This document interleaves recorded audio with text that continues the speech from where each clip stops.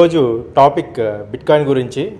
Okay, bitcoin అనేది physical coin కాదండి, ఇది డిజిటల్ కాయిన్. ఓకే, మీకు కంటికి కనిపించదు బిట్కాయిన్ అనేది.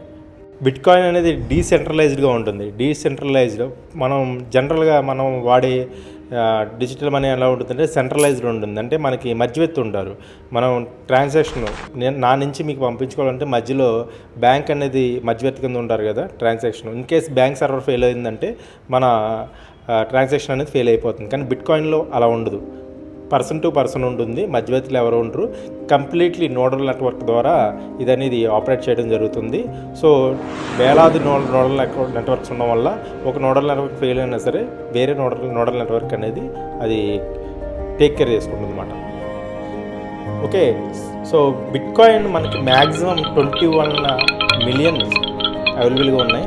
సో 21 మిలియన్ ఉండడం వల్ల ఏమవుతుందంటే డిమాండ్ కానీ వస్తే ఆటోమేటిక్గా దాని ప్రైస్ అనేది హ్యూజ్ ఇంక్రీజ్ అవుతుంది.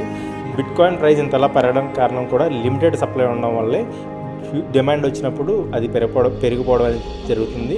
కంప్లీట్లీ బ్లాక్ చైన్ టెక్నాలజీస్తో ఈ బిట్కాయిన్ అనేది నడుస్తుంది.